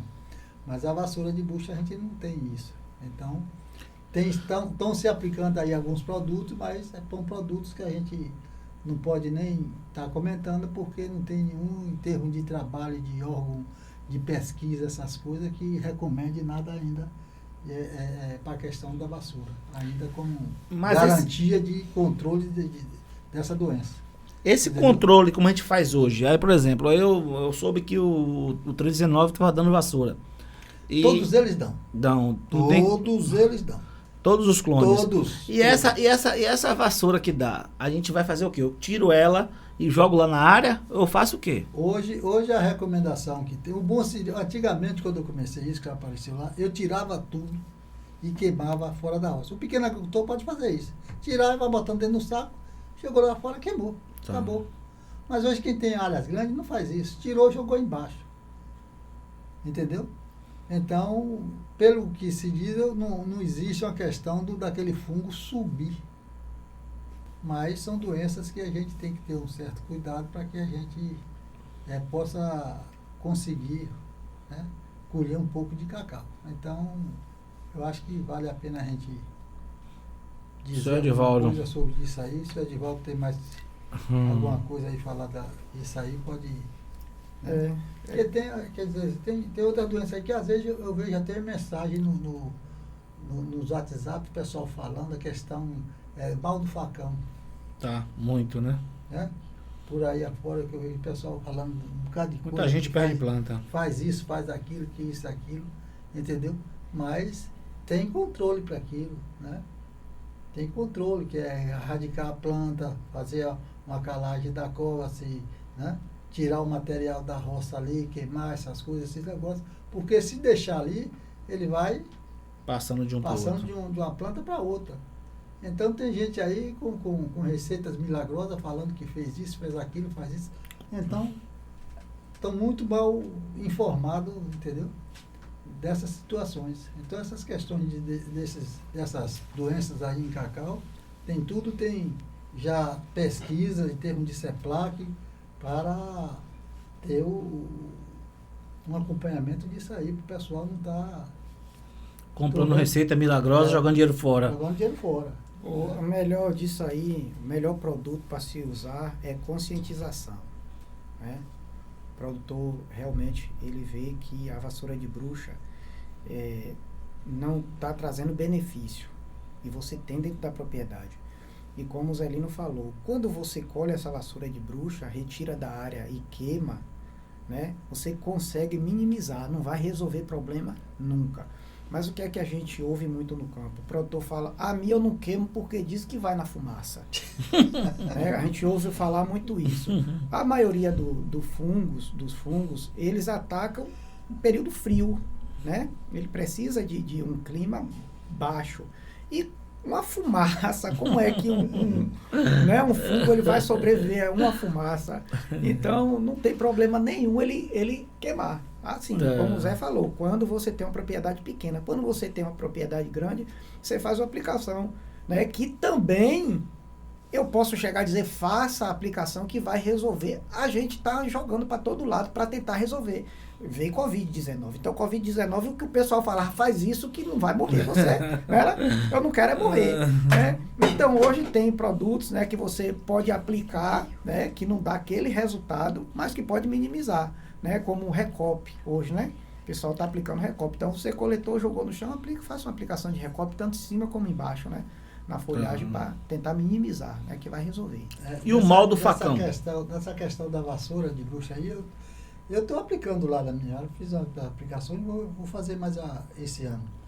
Quer dizer, as áreas que a gente aplicou lá, eu tenho conversado com o rapaz, ele disse, rapaz, realmente o remédio faz... O Recop? Não. Azimuth com Nimitz. Né? Agora é um produto caro.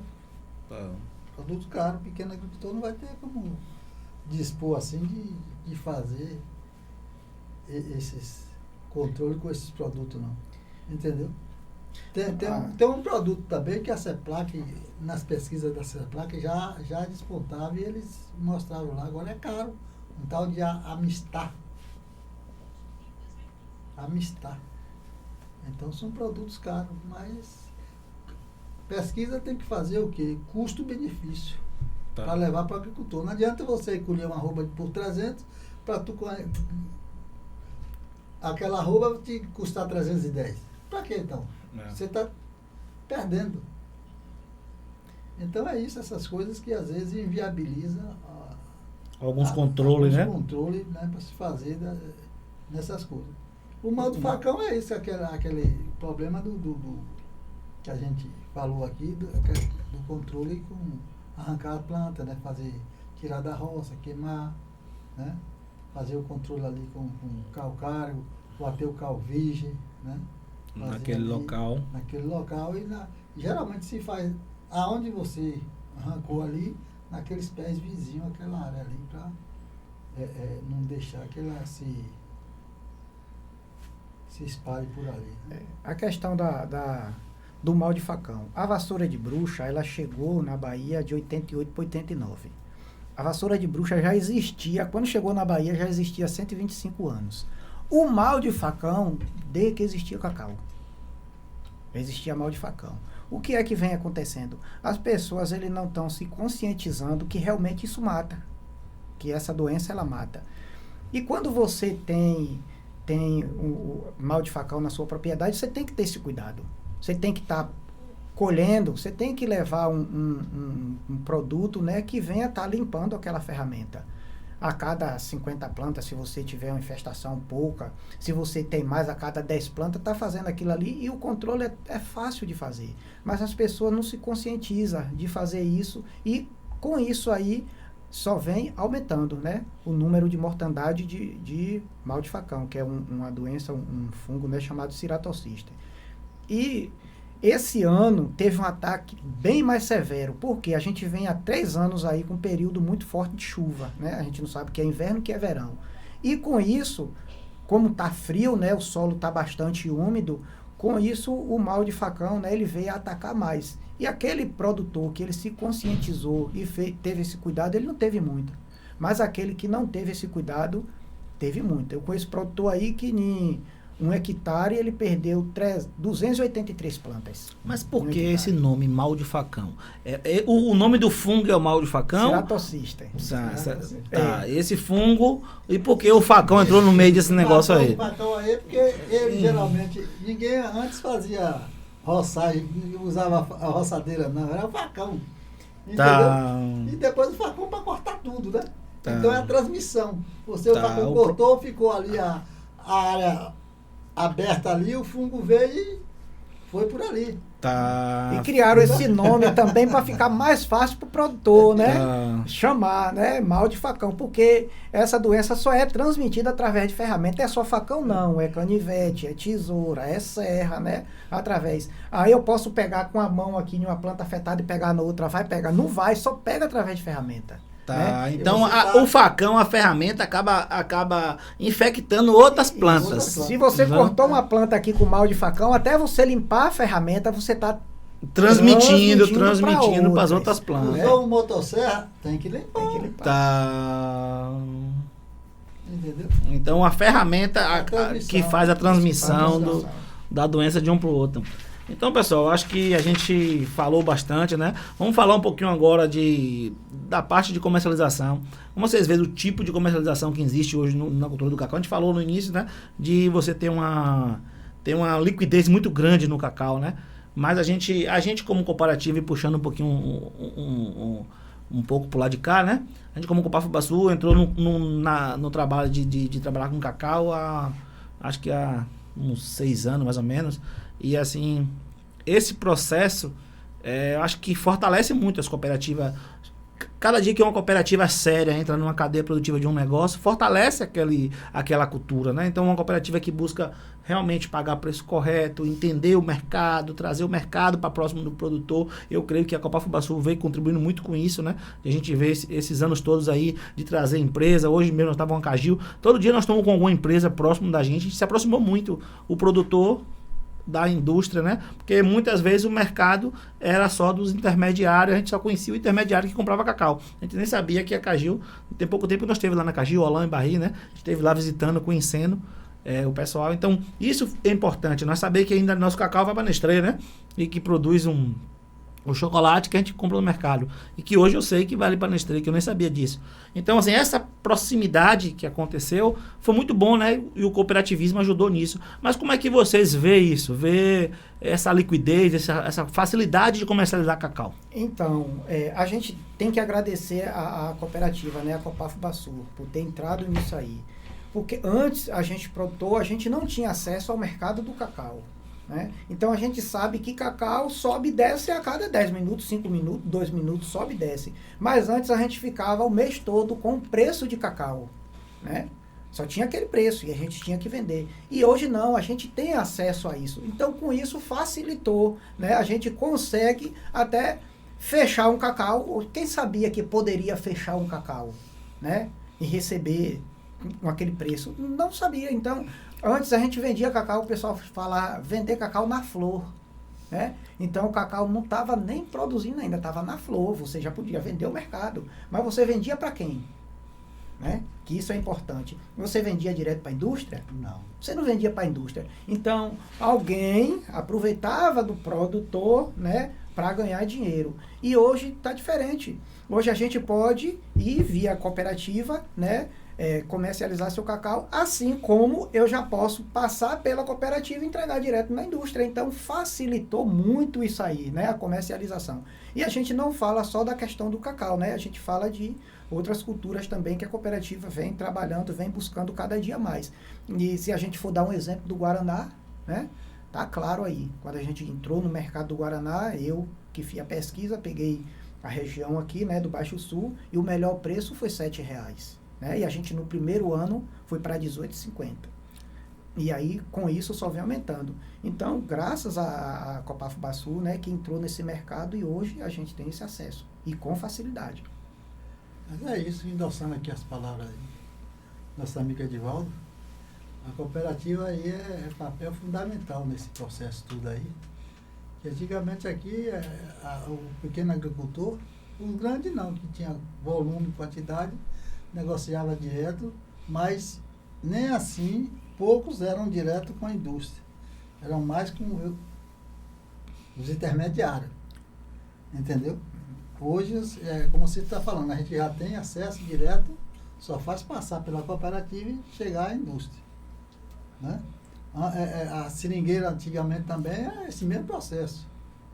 Ninguém... Era mais esse pessoal que ficava aí, que ganhava dinheiro, e o agricultor, vamos dizer, se lascava aí, né? só levava chumbo. Então, o processo de comercialização, com a participação da cooperativa aí, com essas empresas aí, tem ajudado muito, muito nessa questão de comercialização. E o pequeno agricultor hoje tem um preço, né?